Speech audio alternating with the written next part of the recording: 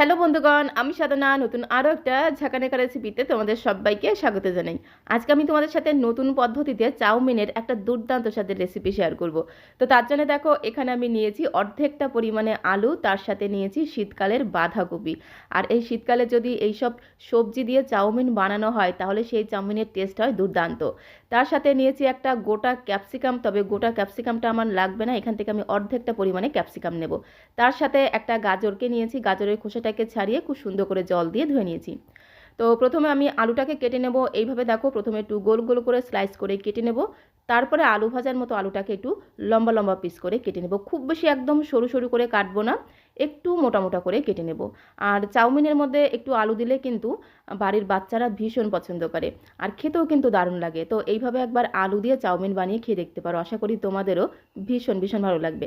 তোমাদের সাথে কথা বলতে বলতে দেখো, আলুটাকে খুব সুন্দর করে একদম ঝিরিঝিরি করে কুচি করে নিয়েছি। খুব বেশি কিন্তু একদম সরু সরু করে নিয়ে একটু মোটা মোটা করে কেটে নিয়েছি। সাথে আমি ক্যাপসিকামের অর্ধেকটা নিয়েছি, আর অর্ধেকটা আমি রেখে দেবো। তো ক্যাপসিকামটাকেও ঠিক এইভাবে আমি কেটে নেব। সমস্ত সবজিগুলোকে একদম ঝিরিঝিরি করে কুচি করে নেব।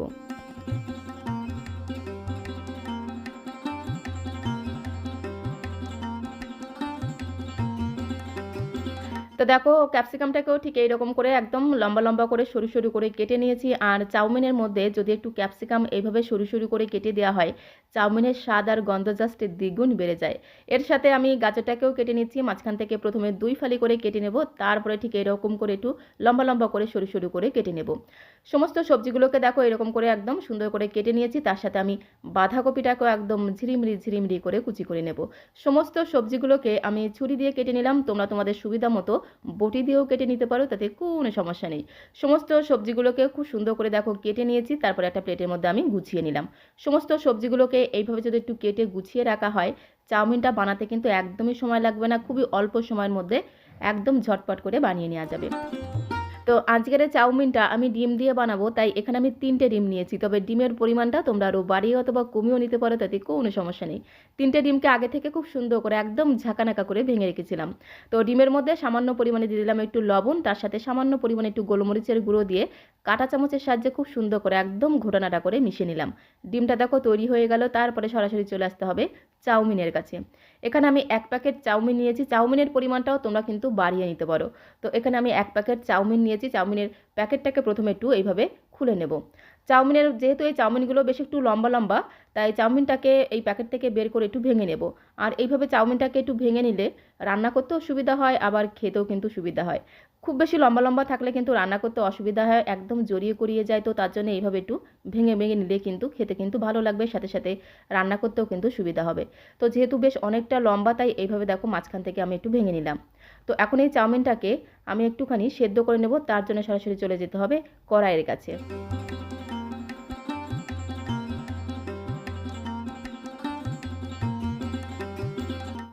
গ্যাসের ফ্লেমটা অন করে দিয়ে একটা কড়াই বসিয়ে দিয়েছি। কড়াইয়ের মধ্যে আমি পরিমাণ মতো দিয়ে দিলাম জল, জলের মধ্যে দিয়ে দিলাম সামান্য পরিমাণে লবণ, তারপরে দিয়ে দেবো 1 চামচ রিফাইন্ড অয়েল মানে সাদা তেল। তেলের মধ্যে জল বা জলের মধ্যে তেল দিয়ে যদি একটু চাউমিনটাকে সেদ্ধ করা হয়, তাহলে একটা চাউমিনও কিন্তু গায়ে গায়ে লেগে যাবে না, খুব সুন্দর ঝরঝরে তৈরি হবে। তারপরে দেখো জলটাকে একটু ফুটতে দিতে হবে। জলটা দেখো একটু একটু ফুটতে শুরু করেছে। জলটা যখন এরকম একটু একটু ফুটতে শুরু করবে, তখন এই একটু একটু ফুটন্ত গরম জলের মধ্যে চাউমিনগুলোকে দিয়ে দিতে হবে। তারপরে একটু এভাবে একটু নেড়ে ছেড়ে মিশিয়ে নেব। গ্যাসের ফ্লেমটা মিডিয়ামে রাখবো। তো এখন আমি এর মধ্যে দিয়ে দেবো 8 থেকে 10 কোয়ার মতো রসুন, তার সাথে একটা লাল টুকটুকে পাকা টমেটো দিয়ে দেবো। আর আমি এর মধ্যে দিয়ে দেবো 4টে শুকনো লঙ্কা। তো এখন গ্যাসের ফ্লেমটা মিডিয়ামে রেখে 3 থেকে 4 মিনিট সময় ধরে চাউমিনগুলোকে একটু সেদ্ধ করে নিতে হবে। আর চাউমিনগুলো যখন একটু নরম হয়ে যাবে, কড়াই থেকে নামানোর পরে ঠান্ডা জল দিয়ে ধুয়ে নিতে হবে।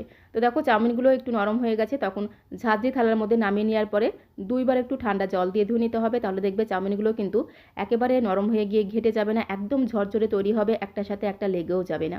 এর মধ্যে যে শুকনো লঙ্কা, পাকা টমেটো, রসুনের কোয়াগুলো দিয়েছিলাম, সেগুলোকে এখন তুলে নেব।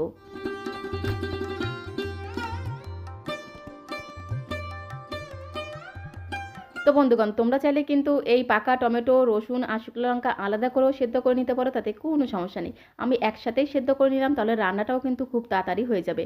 আর যেহেতু ঠান্ডা জল দিয়ে ধুয়েছিলাম, টমেটোও কিন্তু খুব সুন্দরভাবে ঠান্ডা হয়ে গেছে। তারপরে টমেটোর যে লাল ড্রেসটা আছে, সেটাকে খুব সুন্দর করে একটু খুলে নিতে হবে। তো দেখো খুব সুন্দর করে টমেটোর লাল ড্রেসটাকে একটু খুলে নিলাম। তো এখন এগুলোকে আমি মিক্সিং জারের মধ্যে দিয়ে একদম মিহি করে পেস্ট করে নেব। অনেক সময় হাতের কাছে শেজওয়ান সস থাকে না, সেক্ষেত্রে কিন্তু তোমরা এরকম ঘরোয়া পদ্ধতিতে যাকে বলে একদম হোমমেড শেজওয়ান সস বানিয়ে নিতে পারো। যেহেতু টমেটো, শুকনো লঙ্কা, রসুনগুলোকে একটু গরম জলের মধ্যে সেদ্ধ করে নিয়েছিলাম, বেশ নরম হয়ে গিয়েছিল। মিক্সিং জারের মধ্যে দুই একবার একটু ঘুরিয়ে নিলেই কিন্তু খুব সুন্দরভাবে পেস্ট হয়ে যাবে। একেবারে যে মিহিভাবে পেস্ট করতে হবে সেরকম কোনো ব্যাপার না। তো এখন একটা ছোট্ট বাটির মধ্যে আমি ঢেলে নেব, আর এর মধ্যে একটু লবণ মিশিয়ে নিলেই কিন্তু হোমমেড শেজওয়ান সস তৈরি হয়ে যাবে। আর চাউমিনের মধ্যে যদি এরকম করে একটু শেজওয়ান সস দেওয়া হয়, চাউমিনের মধ্যে কিন্তু দারুণ একটা চটপটা স্বাদ পাওয়া যায়, খুব সুন্দর টেস্ট হয়। চাইলে কিন্তু তোমরা দোকানের কেনা শেজওয়ান সসও চাউমিনের মধ্যে দিতে পারো, খেতে কিন্তু দারুণ লাগবে। তারপরে সরাসরি চলে আসলাম কড়াইয়ের কাছে। গ্যাসের ফ্লেমটা অন করে দিয়ে একটা ননস্টিকের কড়াই বসিয়ে দিয়েছি। কড়াইয়ের মধ্যে আমি 3 চামচ দিয়ে দিলাম রিফাইন্ড অয়েল, মানে সাদা তেল। তেলটাকে খুব সুন্দর করে একদম ঘোরানাটা করে কড়াইয়ের গায়ে একটু লাগিয়ে নিতে হবে। তারপরে আগে থেকে যে 3টে ডিমকে খুব সুন্দর করে ভেঙে ফেটিয়ে রেখেছিলাম, সেই ডিম ফাটানোটা দিয়ে এবারে ডিমের একটা বড় সাইজের অমলেট তৈরি করে নিতে হবে। গ্যাসের ফ্লেমটা মিডিয়াম টু লোতে রেখে ডিমের একটা অমলেট প্রথমে এইভাবে তৈরি করে নেব। তারপরে অমলেটটাকে একটু বড় বড় পিস করে ভেঙে নেব। খুব বেশি ছোটো ছোটো করবো না, একটু বড় বড় পিস করে কেটে নেব, তাহলে দেখতেও ভালো লাগবে, আবার খেতেও কিন্তু দারুণ লাগবে। ঠিক এরকম করে একটু বড় বড় পিস করে ভেঙে নেব।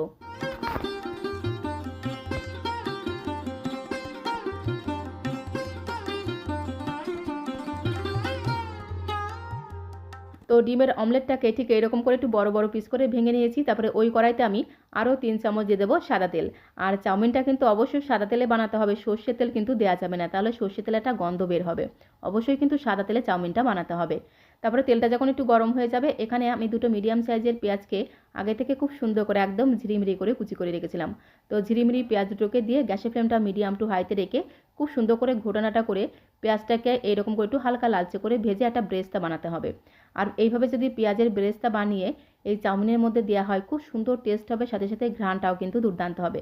খুব বেশি যে একদম লালচে করে ভাজতে হবে সেরকম কোনো ব্যাপার না। যখনই এরকম একটু সোনালি রং ধরবে তখনই কিন্তু পেঁয়াজটাকে তুলে নিতে হবে। আর অবশ্যই কিন্তু গ্যাসের ফ্লেমটা মিডিয়াম টু হাইতে রেখে পেঁয়াজের বেরেস্তাটা ভাজতে হবে, তাহলে দেখবে বেরেস্তাটা কিন্তু একদমই নরম হয়ে যাবে না, ভেঙেও যাবে না। তো এখন আমি ওই তেলের মধ্যে রসুন ভেজে নেব। 8 থেকে 10 কোয়ার মতো রসুনকে একদম ঝিরিঝিরি করে কুচি করে রেখেছিলাম। তো রসুনগুলোকে দিয়ে খুব সুন্দর করে নেড়েচেড়ে একটু লালচে করে ভেজে নিতে হবে। রসুনের কাঁচা গন্ধটা চলে গিয়ে যখন খুব সুন্দর একটা ভাজা গ্রান বেরিয়ে আসবে, তখন আমি এর মধ্যে দিয়ে দেবো কাঁচা পাকা লঙ্কা কুচি। এখানে আমি 3-4টে কাঁচা পাকা লঙ্কাকে একদম ঝিরিঝিরি করে কুচি করে দিয়ে দিলাম। একটু কাঁচা পাকা লঙ্কা মিশিয়ে করলে দেখতে কিন্তু দারুণ লাগে। খুব ভালো করে একটু ঘোটানাটা করে মিশিয়ে নেওয়া হয়ে গেলে এর মধ্যে আমি 1/2 ইঞ্চি মতো আদাকে একটু গ্রেট করে রেখেছিলাম। তো 1/2 ইঞ্চি মতো আদা গ্রেট করে দিয়ে দিলাম। এতে ফ্লেভারটাও কিন্তু দারুণ হবে, সাথে সাথে টেস্টটাও কিন্তু দ্বিগুণ বেড়ে যাবে।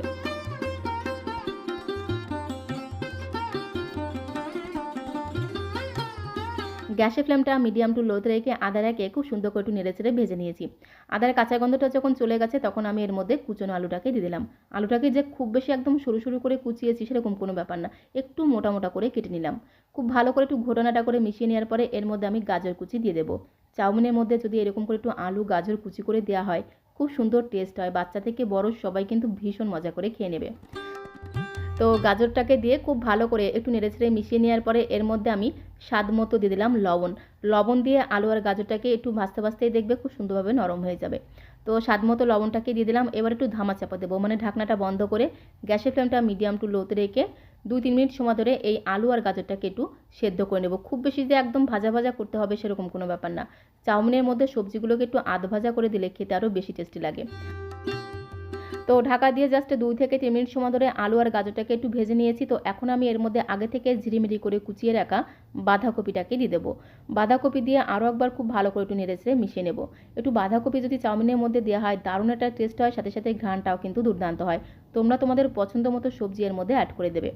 তো দেখো বাঁধাকপিটাকে দিয়ে একটু নেড়েচেড়ে মিশিয়ে নেওয়ার পরে যে ক্যাপসিকামটাকে আমি একদম ঝিরিঝিরি করে কুচি করে রেখেছিলাম, ক্যাপসিকাম কুচি দিয়ে খুব ভালো করে একটু নেড়েচেড়ে মিশিয়ে নেব। সমস্ত সবজিগুলোকে কিন্তু খুব বেশি ভাজা ভাজা করবো না, একটু আধ ভাজা করে ভেজে নেব।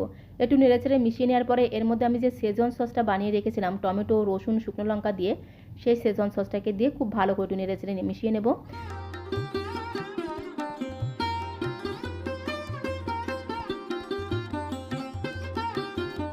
গ্যাসের ফ্লেমটা মিডিয়াম টু লোতে রেখে সেজওয়ান সসটাকে দিয়ে জাস্ট 2 মিনিট সময় ধরে একটু ঘোটানাটা করে মিশিয়ে নেওয়ার পরে এর মধ্যে আমি সামান্য কিছু সস অ্যাড করে দেবো। প্রথমেই দিয়ে দিলাম 1 চামচ ভর্তি করে সয়া সস, তার সাথে 2 চামচ ভর্তি করে দিয়ে দেবো টমেটো সস। টমেটো সসের পরিমাণটা তোমরা আরও বাড়িয়েও দিতে পারো। আর এই চাউমিনের মধ্যে যদি একটু টমেটো সস দেওয়া হয়, চাউমিনের টেস্টটা জাস্ট ইয়ামি হয়, খুব সুন্দর একটা ইয়ামি টেস্ট পাওয়া যায়। তার সাথে হাফ চামচ দিয়ে দিলাম গ্রিন চিলি সস আর 1 চামচ দিয়ে দিলাম চিনি। চিনিটা দিলে কিন্তু স্বাদের ব্যালেন্সটা ঠিকঠাক হবে, খেতেও কিন্তু দারুণ লাগবে।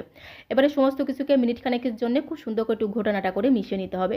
সমস্ত সসটাকে দিয়ে মিনিট খানেক সময় ধরে একটু নেড়ে চেড়ে মিশিয়ে নেওয়ার পরে এর মধ্যে আমি আগে থেকে সেদ্ধ করে জল ঝরিয়ে রাখা চাউমিনটাকে দিয়ে দেবো।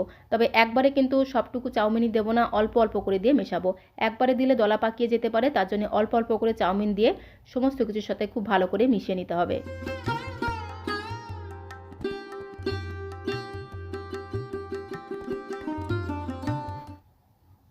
তো প্রথমে অর্ধেকটা পরিমাণে চাউমিন দিয়ে খুব সুন্দর করে একটু নেড়েচেড়ে মিশিয়ে নিলাম। তারপরে বাকি অর্ধেকটা চাউমিন দিয়ে আবারও খুব সুন্দর করে একটু নেড়েচেড়ে মিশিয়ে নিতে হবে। এইভাবে যদি অল্প অল্প করে চাউমিন দিয়ে একটু নেড়েচেড়ে মিশিয়ে নেওয়া হয়, তাহলে চাউমিনটা কিন্তু দলা পাকিয়ে যায় না, খুব সুন্দরভাবে মেশাতে সুবিধা হয়। তারপরে যে ডিমটাকে অমলেট করে আমি একটু বড় বড় পিস করে ভেঙে রেখেছিলাম, সেই ডিমের পিসগুলোকে দিয়ে দিলাম। আর ডিমটাকে অমলেট করে যদি এইভাবে একটু বড় বড় পিস করে ভেঙে দেওয়া হয়, চাউমিন খাওয়ার সময় 2-1 পিস ডিম গালের মধ্যে পড়বে, খেতে কিন্তু দারুণ লাগবে। তো ডিমের পিসগুলোকে দিয়ে চাউমিনের সাথে একটু নেড়েচেড়ে মিশিয়ে নেওয়ার পরে যে বেরেস্তাটা ভেজে রেখেছিলাম, সেই পেঁয়াজের বেরেস্তাটাকে দিয়ে আবারও খুব ভালো করে একটু ঘোটানাটা করে মিশিয়ে নেব। তার আগে আমি এর মধ্যে দিয়ে দিলাম 1 মুঠো ফ্রেশ ধনেপাতা কুচি। একটু ধনেপাতা কুচি দিলে কিন্তু খুব সুন্দর টেস্ট হবে, সাথে সাথে ঘ্রাণটাও কিন্তু দুর্দান্ত হবে। তো সবশেষে পেঁয়াজের বেরেস্তা আর ধনেপাতা কুচি দিয়ে খুব সুন্দর করে একটু ঘোটানাটা করে মিশিয়ে নিলেই কিন্তু দারুণ টেস্টি আর ঝরঝরে চাউমিনটা কিন্তু একদমই রেডি হয়ে যাবে। এই পদ্ধতিতে একবার চাউমিন বানিয়ে খেলে বারবার বানিয়ে খেতে ইচ্ছে করবে। বাড়ির ছোট থেকে বড় সবাই দেখবে একদম চেয়ে চেয়ে খাবে। চাউমিনটা একদমই রেডি হয়ে গেছে, এখন একটা প্লেটের মধ্যে আমি সার্ভ করে দেবো। রেসিপিটি কেমন লাগলো অবশ্যই কমেন্ট বক্সে লিখে জানিও। ভালো লাগলে একটা লাইক আর শেয়ার করে দেওয়ার অনুরোধ রইল। নতুন বন্ধু হয়ে থাকলে চ্যানেলটিকে সাবস্ক্রাইব করে দিয়ে পাশে থাকার অনুরোধ রইল। তাহলে যখন এরকম সুন্দর সুন্দর নতুন নতুন রেসিপি আপলোড করব, সঙ্গে সঙ্গে নোটিফিকেশন আগে তোমার কাছে পৌঁছে যাবে। সবাইকে অসংখ্য ধন্যবাদ।